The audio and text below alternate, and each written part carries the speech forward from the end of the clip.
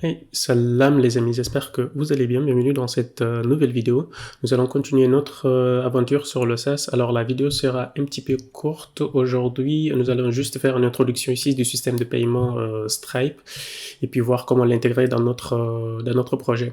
Alors si vous me suivez sur Instagram, je n'étais pas très en forme ces derniers jours, donc c'est pourquoi j'ai pas publié les deux jours précédents. Donc nous allons essayer de garder un petit peu le momentum. C'est juste une vidéo rapide ici pour garder ce rythme de publication. Aujourd'hui, ce que je vous souhaite donc vous présenter, c'est Stripe ici. C'est une solution de paiement sur Internet qui permet donc d'accepter en quelque sorte des systèmes, d'accepter des paiements en fait sur votre site web ou sur une application, peu importe. Donc il y a plusieurs solutions qui existent aujourd'hui. J'ai choisi celui-là puisqu'il a déjà un package officiel en fait de Laravel qui le supporte déjà, qui s'appelle Cashier. Donc ici, si je viens au niveau de la documentation de Laravel, je peux chercher par exemple Laravel Cashier ici. Si je regarde l'historique de recherche, nous avons Cashier ici. Il supporte deux systèmes de paiement. On a également Paddle, mais moi j'ai une préférence de Stripe vu que j'ai beaucoup travaillé dessus et sur d'autres produits, d'autres solutions, etc. Donc ici, l'avantage d'utiliser Stripe, c'est Stripe Cashier ici, le Laravel Cashier, c'est de permettre ici de mapper directement les différentes logiques, les différents modèles en fait de Stripe directement dans nos modèles en fait Eloquent. Donc si je scroll ici juste un petit peu pour vous montrer en quelque sorte, nous avons déjà ici au niveau du menu, comme on peut le voir, on a les modèles Billable ici qu'on peut mapper directement, en quelque sorte c'est des interfaces et des traits qu'on peut directement mapper sur notre utilisateur pour indiquer que ce modèle-là, cet utilisateur-là, peu importe en fait qu'il est, on peut accepter, il peut payer en quelque sorte. Il est, je sais pas comment traduire le billable, mais en quelque sorte, il peut payer, on peut accepter un paiement de sa part.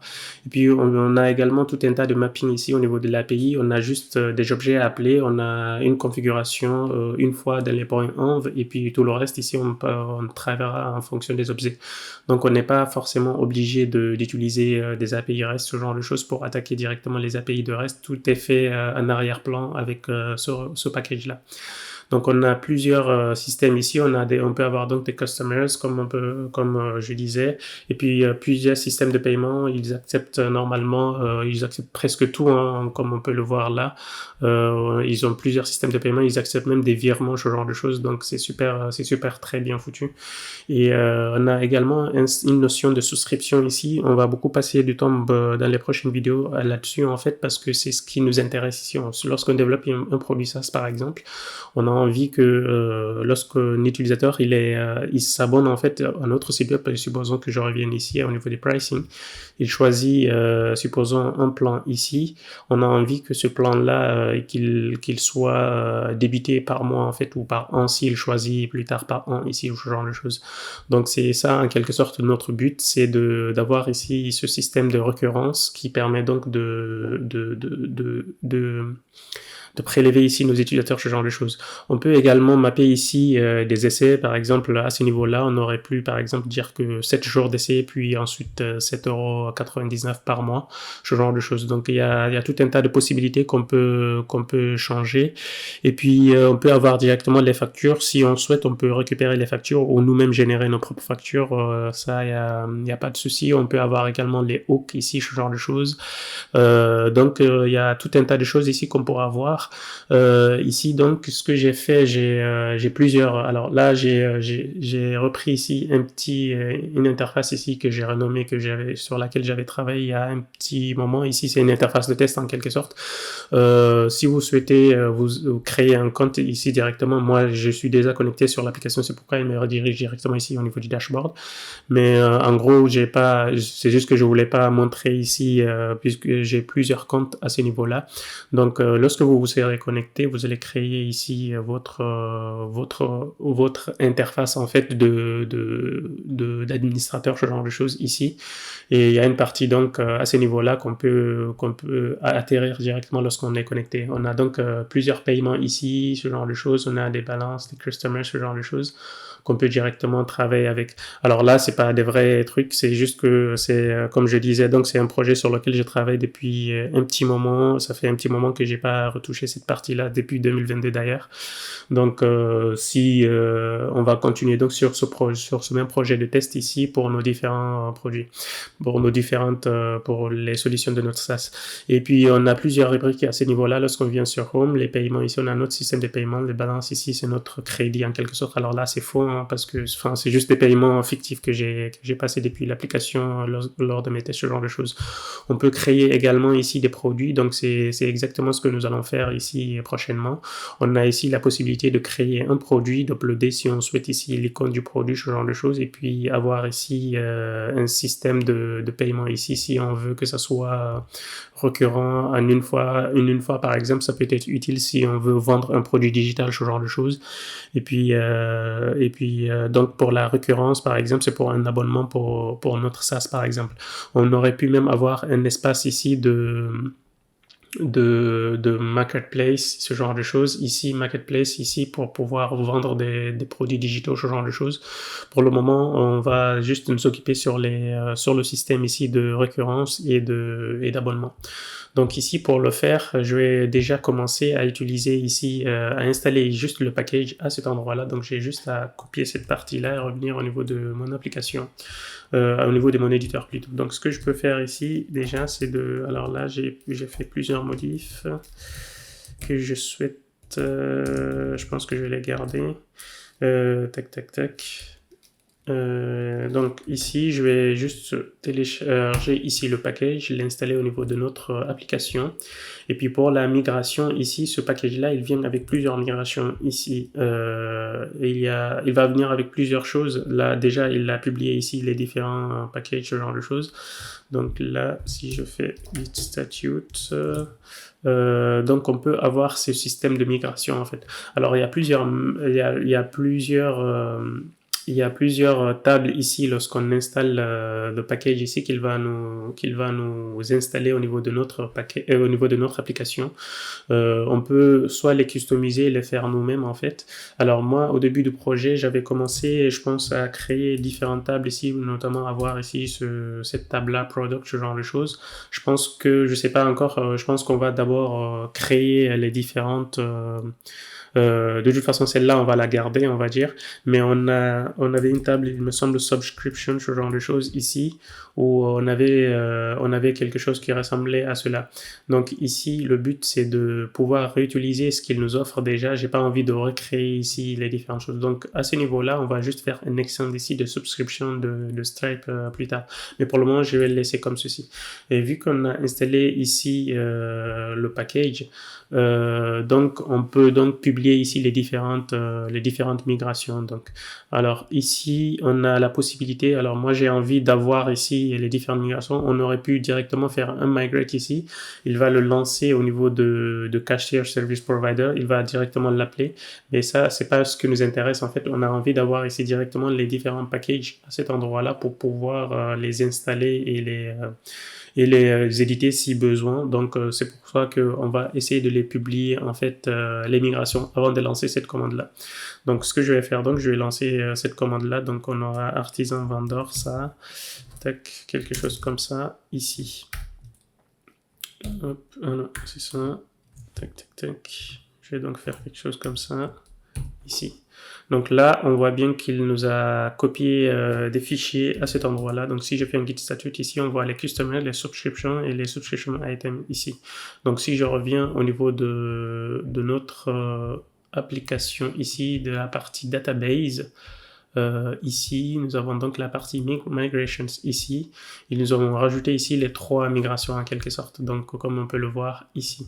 Donc on a la partie customers ici, c'est là il rajoute en fait, comme on peut le voir ici, il se mappe directement au niveau de la table users. Nous, ce qu'on va faire, on va essayer de reprendre cette partie-là et de le rajouter au niveau de la table users et cette partie-là aussi. Ou alors, on peut même le laisser ici comme ça si on le souhaite. C'est juste que là, on voit bien que la différence ici, c'est pas un create, c'est juste un table quelque chose. C'est juste schema table, donc c'est pas une création, c'est juste un update en fait. Donc il faut faire attention qu'on n'ait pas ces différentes colonnes à cet endroit-là. Et puis, ce qu'on peut avoir également au niveau des subscriptions ici, on a la table subscription. Par contre, celle-là, elle est en create. Et ce qui impliquera donc qu'il faudra qu'on adapte la table subscription qu'on avait à ce niveau-là également. Donc, ce que je vais faire, je pense, reprendre cette partie-là au niveau de ceci. Même, je vais prendre peut-être tout ceci comme ceci et puis le mettre au niveau de la table subscriptions à ce niveau-là. Donc, je peux faire quelque chose comme ça. Alors, il y a cette partie-là, le user ID, on a le constraint, donc on peut le virer. Il n'y a pas de souci. Comme on peut le voir, c'est la même colonne en fait. C'est juste qu'on l'avait ici en beaucoup plus élégante. Et puis, on a le user ID, le membership. Et le membership, on peut ça c'est le membership. Je pense pas qu'on ait forcément besoin pour le moment. Pour le moment, je pense qu'on peut peut-être... on peut le garder pour le moment. On verra si on le... Je vais juste mettre ici un to-do pour la prochaine vidéo. Membership table. If needed. Ok, on peut faire quelque chose comme ça. Et puis le soft delete, j'ai envie d'avoir un petit historique quand même. Et puis comme ça me permettra d'avoir le soft delete ici. Lorsqu'on supprime, comme ça, on n'a pas directement une suppression physique en fait. On peut avoir une suppression logique en fait. Donc on a bien les timestamps également qu'on peut garder. Et puis tout le reste, on va le garder comme c'est. Et puis, ce qu'on devrait également faire attention au niveau de ces propriétés-là, si je regarde ici, alors, tac, je vais juste revenir à cet endroit-là, je vais faire un CTRL-Z, je vais reprendre, on avait donc la partie code ici, user ID, et puis le membership ID. Donc, c'est cette partie-là, on l'avait mis, donc, le membership également, il me semble... membership à cet endroit-là également. On peut donc l'enlever. Et puis le code à cet endroit-là, le code, il est unique. Donc voilà. Donc pour cela, on peut également... On peut donc garder cette partie-là également. Donc là, si je fais un CTRL-Z, on va voir ici rapidement les colonnes qui ont été rajoutées ou pas. Donc je peux virer cette table-là, on a intégré toutes les colonnes en quelque sorte. Alors là, il faudra pas faire ça pour un projet qui existe déjà, il ne faudra pas supprimer les migrations de cette façon-là, il faudrait changer plutôt le timestamp de ceux-là et puis les remettre tout à la fin pour pouvoir garder le versionning en fait. Mais nous ici, vu que je vais refaire toutes les migrations, c'est pourquoi je les ai virées de cette façon-là. Et puis on a également les subscription items ici qu'on peut avoir à cet endroit-là. On a donc le Stripe ID, ce genre de choses. Et puis je pense que là, c'est les items en fait par exemple, lorsqu'une personne elle souscrit à quelque chose, on a la quantité, ce genre de choses, et sur un produit, il en a plusieurs, ce genre de choses. Donc en quelque sorte, ici on a la table ici principale, et cette table-là, elle fait référence, cette colonne-là, elle fait référence à cette table-là. Et puis on peut avoir plusieurs subscriptions, ce genre de choses. Donc d'ailleurs ici j'ai envie de faire un constraint parce que là j'ai l'impression que le package il était à une ancienne, c'est une ancienne en fait c'est une ancienne version peut-être de Laravel, et je pense que même ce membership là on n'aura pas forcément besoin vu qu'on a les subscriptions ici et les subscription items de l'autre côté. Mais bon, pour le moment, je vais m'arrêter là sur cette partie-là. Et puis, sur la partie Customers également, ce qu'on peut faire, on peut intégrer cette partie-là directement. Mais pour le moment, je pense qu'on va peut-être garder ça, sur cette table-là. Ou alors qu'on... je pense que je vais modifier peut-être les timestamps, ou alors... puisque ici j'ai envie en fait de merger, mais j'hésite en fait de le merger si on le souhaite le virer par la suite ou pas, parce que ouais. Bon, on va le garder sur cette migration là, comme ça il n'y a pas de souci. Il n'y a pas de souci à ce niveau-là. Je vais juste renommer les migrations, ou alors, enfin, je vais les garder également pour le nom ici. Et puis comme ça, lorsqu'on lancera les migrations, il va lancer le tout en même temps. Et puis donc, ce que je peux revenir ici, comme on peut le voir ici, on aurait pu également ignorer les différentes migrations. Et puis si on le souhaite donc, on peut donc mettre en place cette partie-là ici pour ignorer les migrations ici de cashier.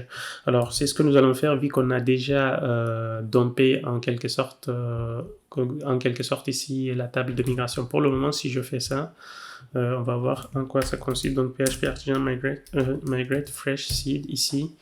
On aura ici un petit problème. Alors, subscription, foreign key. Alors là, il attend que, oui, effectivement, la table ici de membership, elle n'existe pas encore. Effectivement. Donc là, je vais juste enlever ça. On verra si on la garde plus tard. Puis là, comme on peut le voir, il a lancé les différentes tables à cet endroit-là.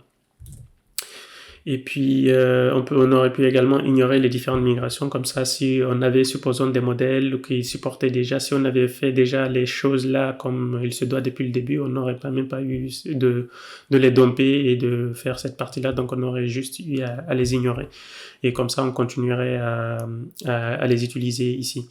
Alors, on va donc configurer ici rapidement ici notre modèle billable à cet endroit-là. Donc, le billable ici, ça peut être n'importe quoi. Ça peut être un utilisateur. Si on a plusieurs autres types d'utilisateurs, des customers, des admins, ce genre de choses, si c'était des différents modèles en quelque sorte. En gros, c'est juste une entité qui peut se connecter ou qui peut effectuer des opérations sur notre application qu'on peut donc débiter en crédit. Donc, ça peut être des différents profils, ce genre de choses. Donc là, sur notre modèle user, ce que je vais faire, je vais donc revenir ici sur le modèle user à cet endroit-là et puis rajouter ce trait-là à cet endroit-là. Je suis pas trop fan de cette écriture-là. J'ai envie d'avoir plutôt les use à cet endroit-là, comme ceci. Ou alors les mettre à la ligne, peut-être. Ok. Donc là, on peut avoir un autre trait ici, c'est le billable ici de cashier qu'on peut donc avoir directement ici. Ça nous permet de rendre ce modèle-là billable en quelque sorte. Donc on voit que ce trait-là, il utilise d'autres traits. On a des taxes, des invoices, des paiement méthodes, des subscriptions, ce genre de choses. Donc il y a tout un tas de choses. On n'a presque pas grand-chose à faire ici, comme on verra ça plus tard dans les prochaines vidéos. Et puis si on souhaite intégrer d'autres modèles, on peut effectuer ce genre de choses dans notre application, comme ça on n'est pas obligé ici d'utiliser notre utilisateur ici. Supposons qu'on avait un autre modèle qui s'appelle Customer, ou on l'avait appelé Client ou ce genre de choses, on aurait pu l'appeler directement comme ceci. Et puis on en vient maintenant à la partie de configuration ici de notre application. Ce que je vais faire déjà, je vais commencer à copier cette partie-là, et puis je vais la mettre au niveau de mon point 1, point exemple d'abord pour commencer, comme ça on n'oublie pas que si quelqu'un copie notre application, il faudra qu'on mette à cet endroit-là. Alors, comme on peut le voir à ce niveau-là, je vais faire pareil pour ces clés-là également, notamment si nous sommes en train de déployer notre application au niveau des solutions de cloud, ce genre de choses. Parfois, il est intéressant donc d'utiliser ce genre de clés directement ici si on souhaite les intégrer directement dans notre environnement. Donc on peut avoir quelque chose comme ça. Là, je vais donc copier cette partie-là. Je vais aller donc dans mon point env, le vrai point env qui sera là. Celui-là, il n'est pas versionné, donc je vais le remettre à ce niveau-là. Et puis là, ce que je vais faire, donc je vais revenir au niveau de mon application Stripe. Ici, on a un developer mode ici. Normalement, alors je vais juste venir API keys ici. On a donc nos différentes API à cet endroit-là. Alors là, c'est une clé qui a été générée depuis fort longtemps. Je peux la régénérer rapidement ici. Key name ici. Je peux faire quelque chose comme ça. Et puis là, on peut avoir tout un tas de choses à ce niveau-là, les différents droits, ce genre de choses ici. Pour le moment, on peut avoir ici le secret key, ce genre de choses. On peut la régénérer, ne vous inquiétez pas. À chaque fois, je les régénère en fait. Donc, je vais faire quelque chose comme ça. Select expiration date now. Et puis, tac.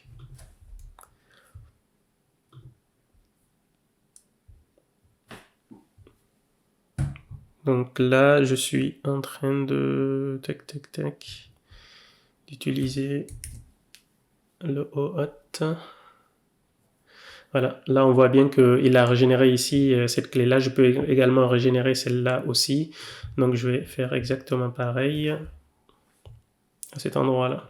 Donc là aussi, je rafraîchis et puis j'utilise donc la double authentification depuis mon téléphone. Voilà, là aussi on voit que la date elle a changé. Et puis si je reviens donc au niveau de mon pont, on a le stripe key ici, le stripe key, le secret key ici qu'on copie lorsque je clique ici. Alors, il n'est pas copiable ou c'est quoi? Donc on peut avoir quelque chose ici, le secret key, il me semble que c'est celui-là. Et puis pour la partie webhook, ça dépendra en fait de ce qu'on va configurer ici. Donc là aussi, on peut copier au niveau de stripe key à cet endroit-là. Et donc si vous souhaitez avoir des restrictions ou ce genre de choses, vous aurez juste à venir à cet endroit-là, au niveau de créer à cet endroit-là et puis donner les droits. Si on souhaite, de façon générale, on n'a pas envie d'avoir une clé qui a tous les droits. Par exemple, celle-là, celle qu'on a utilisée, elle a presque tous les droits. Donc l'idéal, moi je changerai ça plus tard après la vidéo. On peut l'empêcher par exemple de créer des ressources. On a juste le système de paiement en fait. Donc c'est ce qu'il faut faire normalement lorsqu'on publie une application, un prod, même si elle est hackée ou ce genre de choses où on perd nos différentes clés, c'est de pouvoir se protéger à ces niveaux-là. Comme ça, on n'aura pas d'autres opérations autres que d'accepter les paiements, d'accepter le système de carte, ce genre de choses depuis notre application. Donc voilà, donc ici ça c'est fait et puis on peut également configurer notre currency à cet endroit-là. On peut donc revenir à cet endroit-là, rajouter, on dit qu'on accepte ici l'euro et puis on peut dire donner ici notre local à cet endroit-là. Donc là moi je vais faire FR, je suis en France. Donc le currency local ici, on peut également regarder au niveau de PHP. Alors, au niveau des currency, je pense que au niveau des locales, je sais plus à quel niveau, voilà, au niveau des locales peut-être, on peut donc voir à cet endroit-là. Ne vous inquiétez pas, je l'ai pas sorti directement de ma tête, le FR underscore FR. En gros, c'est le type du pays en fait. On a quelque chose comme ça en utilisant le système de POSIX en fait. Donc voilà, on a FR ici, FR, ce genre de choses, et on a FR Canada, ce genre de choses. Donc là, nous, on va utiliser FR à cet endroit-là, comme ceci. Et puis, ce qu'on peut avoir également, on peut avoir des taxes ou ce genre de choses, ça dépendra donc des pays également. On peut avoir des logs ici en utilisant des stacks, ce genre de choses. Et puis pour la partie, les logs ici, je pense que je vais les accepter aussi. Comme ça, lorsqu'on fait des opérations, ce genre de choses, ça peut être intéressant. Pour les taxes, pour le moment, c'est pas très sûr. Je vais juste les garder comme ça. Et puis pour la partie ici des subscriptions à cet endroit-là, je vais donc étendre à cet endroit-là de la subscription ici de Cashier. Donc pour cela, je vais revenir au niveau de du modèle ici qu'on avait.